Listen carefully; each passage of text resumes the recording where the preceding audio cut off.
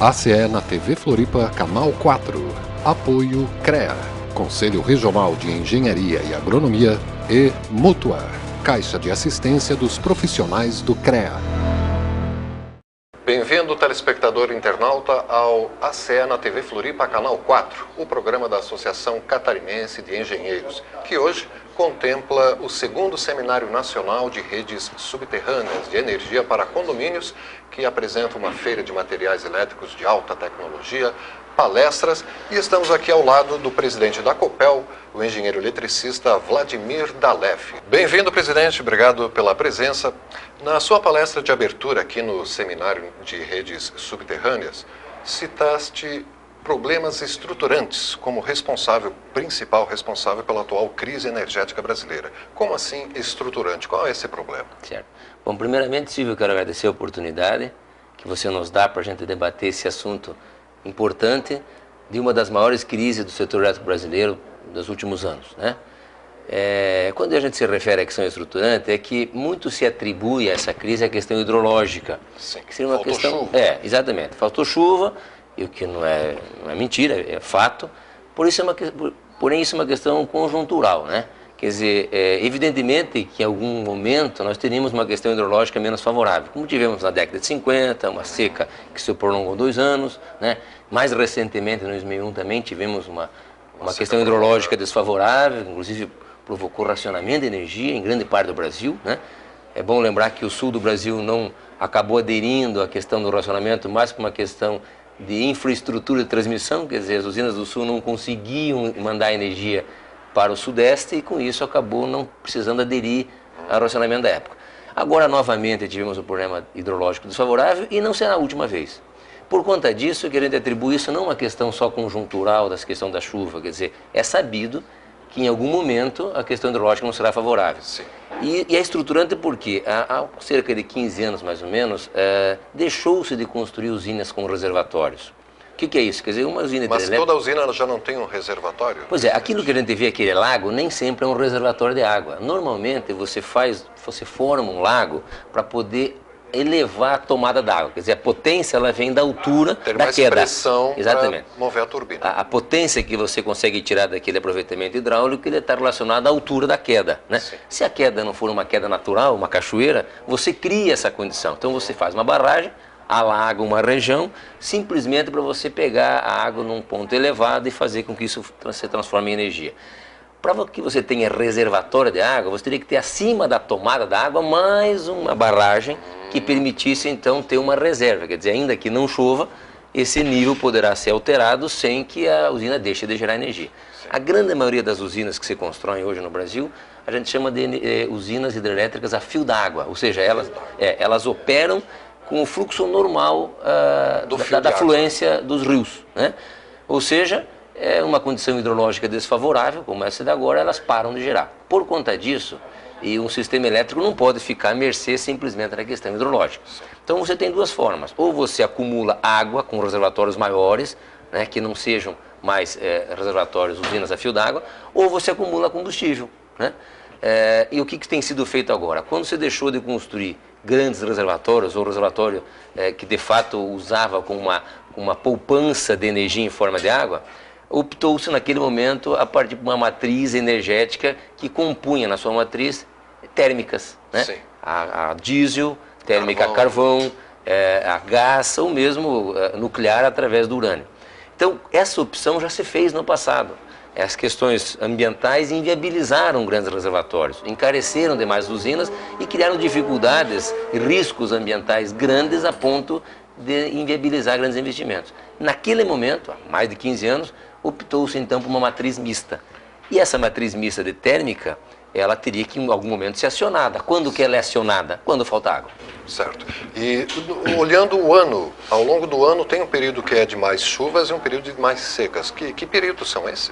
Normalmente, se você colocar as curvas dos anos, uma série histórica aí de décadas, você vai perceber um comportamento muito uniforme. Próximo, ou seja, uniforme. Ele começa no começo do ano com um regime assim de reservatório intermediário, chega no seu ápice lá nos meses de maio, abril, né? Depois começa a reduzir à medida que vem o inverno e começa a retomar o reservatório só a partir de novembro ou dezembro.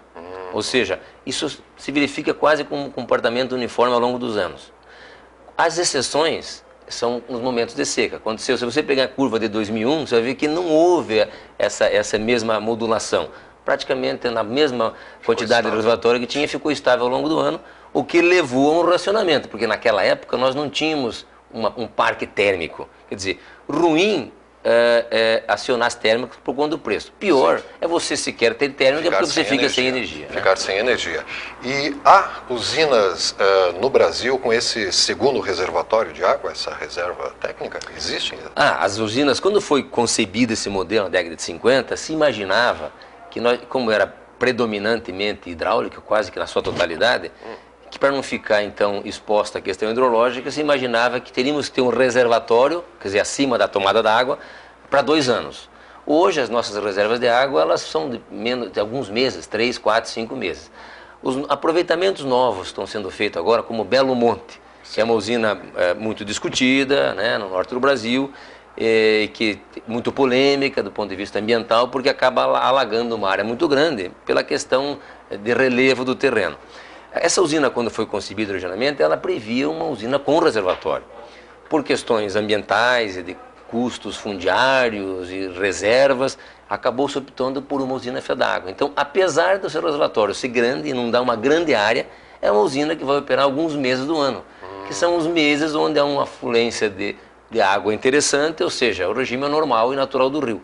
Quer dizer, um grande investimento que poderia ser potencializado com uma área alagada maior e poder usar essa usina ao longo do ano todo, ela acaba ficando restrita aos períodos de chuva. Então Belo Monte não vai funcionar a pleno vapor os 12 meses do ano? Não, ela é uma usina também a fio d'água. Como são as usinas de Jirau e Santo Antônio, né, do Rio Madeira, grandes usinas, grandes lagos, porém sem reservatório. Quer dizer, aquele lago que você vê não é reservatório, é simplesmente um lago para levar a tomada de água a uma altura que permita um potencial mais interessante. Para o telespectador internauta que não sabe, né, a pressão da água é dada pela coluna, pela altura da água. Né? Não adianta ter uma grande extensão se não tem a altura.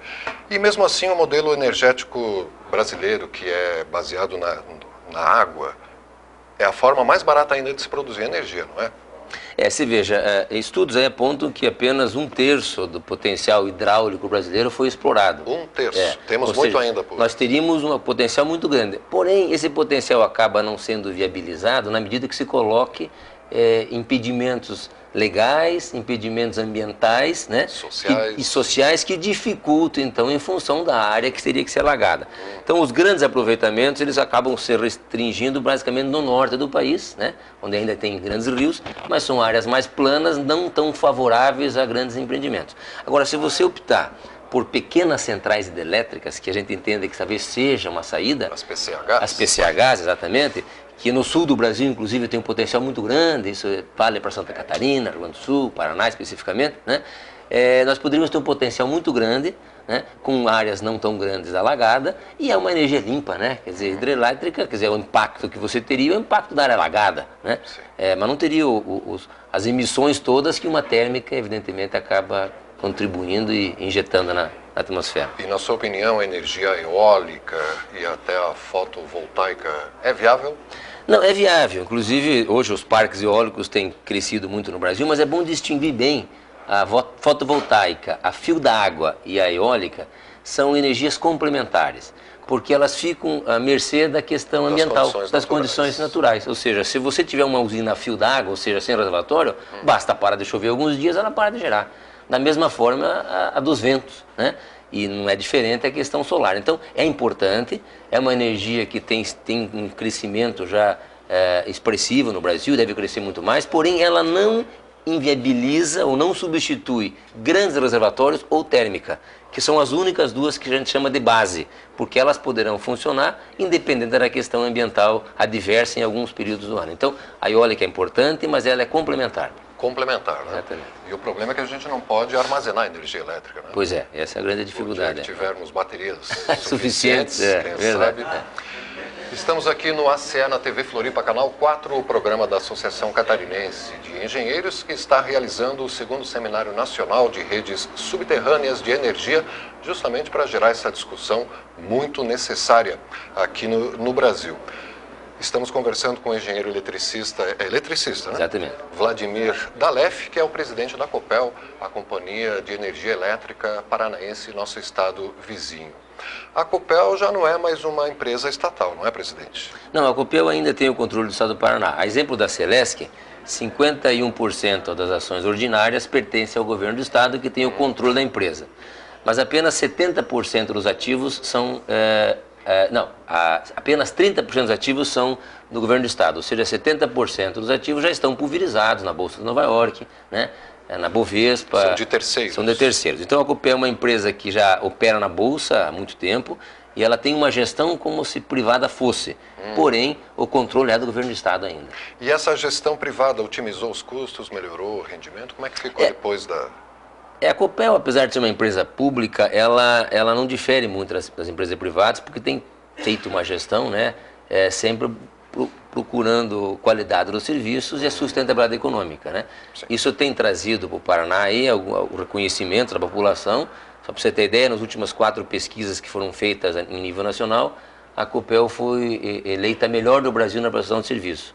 Ainda na condição de empresa pública, que alguns atribuem sempre a ineficiência, né, atrelada à condição de público-privado. Isso não vale, felizmente, para a Copel. E na sua palestra citou que a depreciação do sistema de distribuição é de cerca de 3% ao ano. Isso. A Copel está realizando investimentos para compensar essa quebra do patrimônio, o desgaste do patrimônio? A distribuidora de energia, ela na verdade é uma grande gestora de ativos. Gestora de ativos. Então, se você entender que o modelo não permite que uma empresa como a Celesc Distribuidora possa gerar, que é uma nova empresa, então nada mais é do que uma empresa que detém uma quantidade de ativos. Esses ativos se resumem a postes, cabos, subestações, né, redes. No caso da Copel são 180 mil quilômetros de rede, ou seja, 4 voltas ao redor da Terra, né? Quase 400 subestações. Então a distribuidora ela faz uma gestão. Esses ativos, como qualquer outro ativo, ele deprecia ao longo do tempo, ele envelhece, ele tem desgaste natural. Num segmento da distribuição, o desgaste é essa da ordem de grandeza que você falou, ou seja, 3% ao ano. Se você não recompor esses ativos nesse mesmo nível, você ao longo do tempo você acaba com o teu negócio.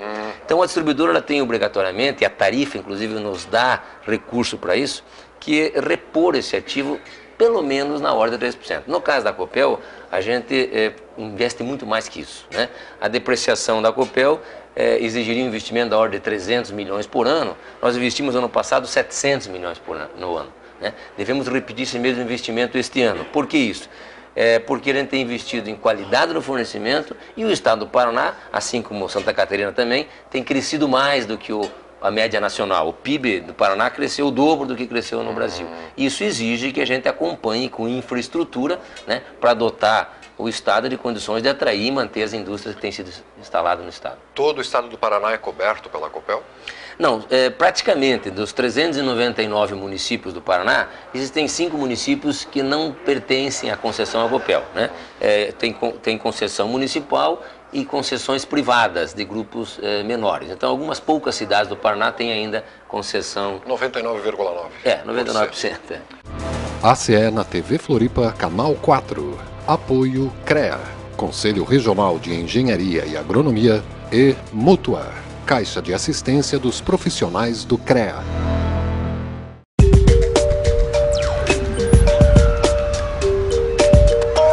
Só o trabalho de um profissional do CREA garante a segurança em projetos, obras e serviços. São atividades que exigem o máximo de conhecimento e responsabilidade técnica. Por isso, exija a responsabilidade. Contrate um profissional do CREA. CREA Santa Catarina, a marca da responsabilidade. Em todos os lugares onde houver uma atividade que exija conhecimento e responsabilidade, tem o trabalho de um profissional do CREA. É ele que garante a segurança e a confiabilidade de projetos, obras e serviços essenciais para toda a nossa sociedade. Onde tem a marca do CREA, tem a marca da responsabilidade. CREA Santa Catarina, 55 anos. ACE na TV Floripa, Canal 4. Apoio CREA, Conselho Regional de Engenharia e Agronomia, e Mútua, Caixa de Assistência dos Profissionais do CREA. Muito bem, estamos aqui no ACE na TV Floripa, Canal 4, conversando com o engenheiro eletricista Vladimir Dalef, que é o presidente da Companhia Paranaense de Energia Elétrica. E a pergunta final, presidente. Estamos aqui no seminário de redes subterrâneas. A Copel tem a intenção de incentivar ou até instalar redes subterrâneas de energia elétrica? Seria competência da Copel também fazer isso? Essa questão é importante, inclusive é o tema do seminário, porque, você veja só, a rede subterrânea, do ponto de vista operacional, é mais eficiente, né? Quer dizer, você tem menos problemas, tem menos custo operacional, e para nós, distribuidores de energia, seria ótimo se pudéssemos que toda a rede fosse enterrada. Mas por que não se faz isso então? Na verdade, o custo de uma rede subterrânea comparada a uma convencional varia de 5 a 30 vezes, né?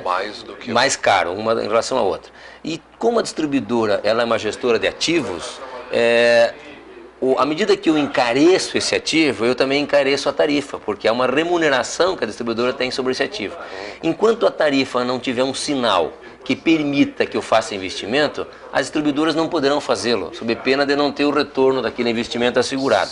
Então, a solução para isso passa por algumas questões importantes. Primeiro, tem que haver uma discussão séria e abrangente com todos os usuários dos postos. Você sabe que a companhia de distribuição de energia é mais um usuário. Ela detém a concessão, ela tem o poste e acaba compartilhando esse poste com as empresas de telefonia, com as prefeituras municipais na instalação da iluminação pública, TV a cabo, internet, essa coisa toda. Exatamente. Então, primeiro, não basta a gente enterrar o cabo de energia e manter o poste com os demais agregados que acaba tendo lá. Então tem que ser uma discussão maior que envolve as duas agências reguladoras, a de energia e de telecomunicação, que é a ANEEL e a Anatel. Discussão essa que já está sendo feita já há algum tempo.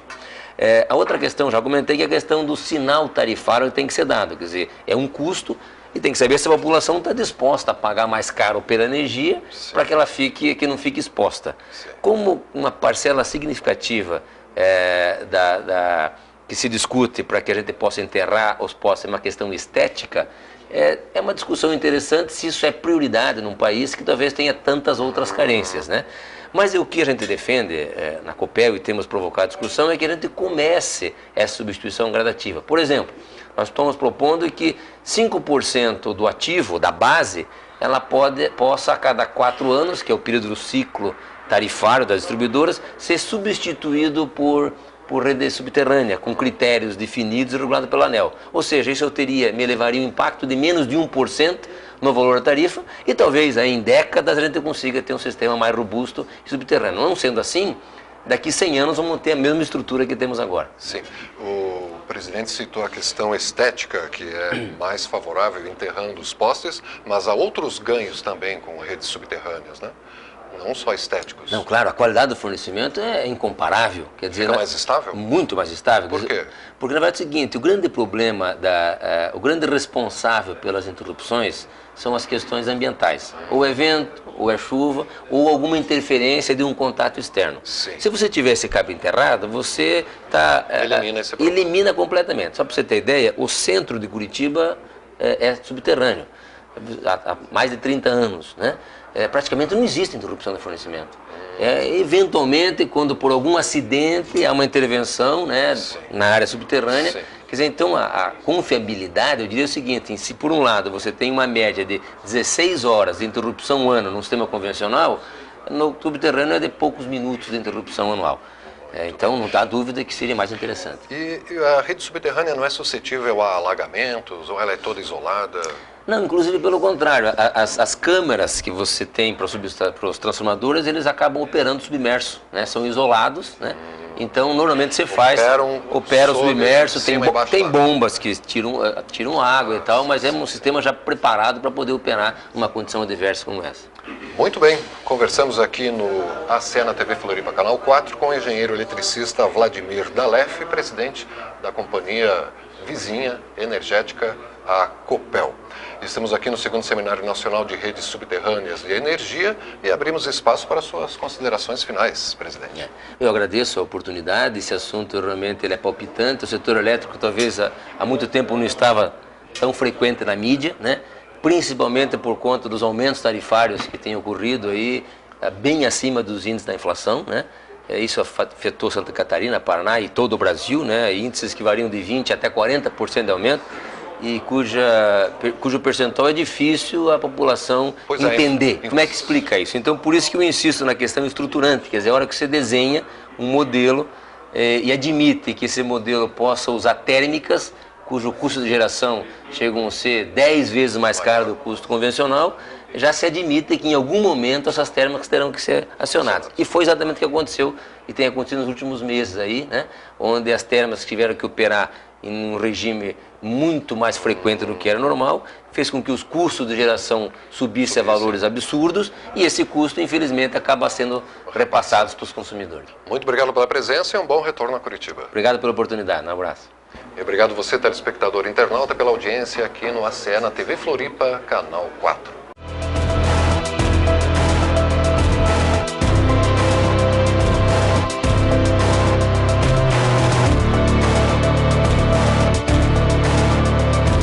ACE na TV Floripa, Canal 4. Apoio CREA, Conselho Regional de Engenharia e Agronomia, e Mútua, Caixa de Assistência dos Profissionais do CREA.